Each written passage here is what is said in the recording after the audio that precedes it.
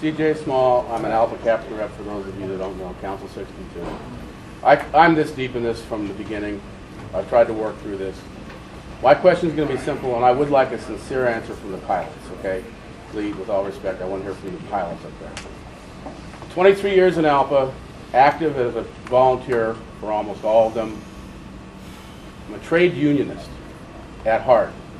Trade unionism is built on solidarity.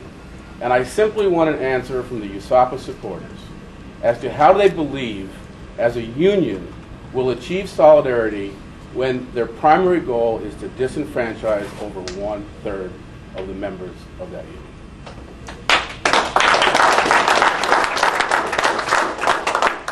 Scott? Don't speak all at once. That's not our goal to begin with.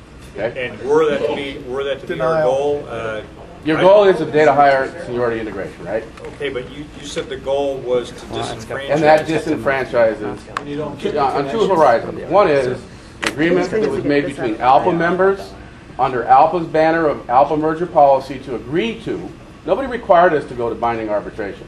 We agreed to go to binding arbitration. So, I mean, I find it amazing that you wouldn't understand. I mean, I'm not trying to be adversarial in a sense, but date of hire for more than 85% of our pilots place them below Dean Colella. Okay? That, for the purposes of growth flying in the future off of a data hire list, bid restrictions, base restrictions, whatever comes up, primarily furlough protection, disenfranchises the pilot who was working at America West Airlines on May 18th, 2005. Please tell me how, under a data hire solution, we're not disenfranchising those 85% of the West pilots. For growth, furlough, all other bidding restrictions that are part of a data hire list. Regretfully, I'm sure that that's true.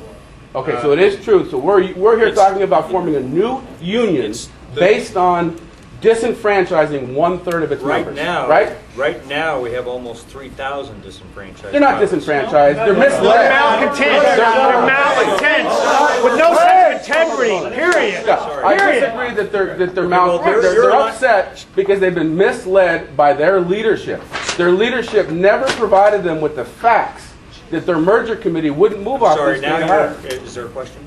Yeah, there is a question. You're failing to even remotely answer it. Okay. No, I'm not. Your opinion is that a data hire solution disenfranchises. That is not an opinion. I think that's a fact. You said it was a fact. Right here, disenfranchised. And we are here to tell you, having heard from all of our pilots, that Nicolau disenfranchised. Yeah, 414 upgrades since May 5th is a disenfranchisement. You didn't talk to my friend. No, that has nothing whatever to do with Nicolau. That's a inflammatory little note to put in there. Those are our guys that retired. No, it's E190 flying. Oh wow!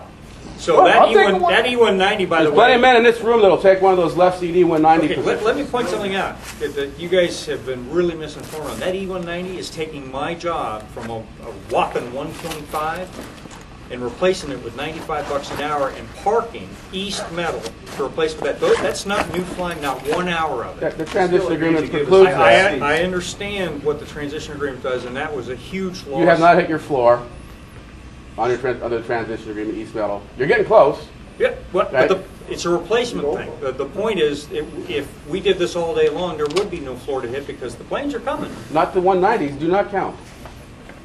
They don't. Sorry, they do not count. But my point is that they are replacing at the moment 737s, and I'm here to tell you, I'm watching my classmates fly that airplane that used to fly. And Alpha has a new proposal on the table to make that E190 rate competitive with the Well, that would be great to see because to be competitive with. So you're not going to answer. Would you please try to answer my question?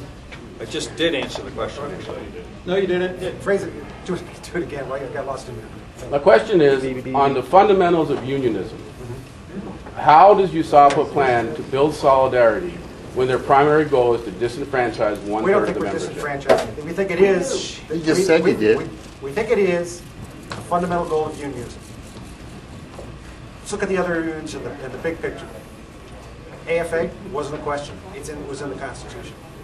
TW, IAM, a lot of other unions. It's simply, that's the way it is. And if our West flight attendants on the AFA could do what you guys did because they had the voting majority, they would be doing the same, try to do the same thing to these, and that would be just as unfair. because they had a policy within their union that they could have changed, like Mike suggested, prior to the event happening. They didn't. They have to live with their union's policies. We should be men enough to live with the policies of the union we are members of.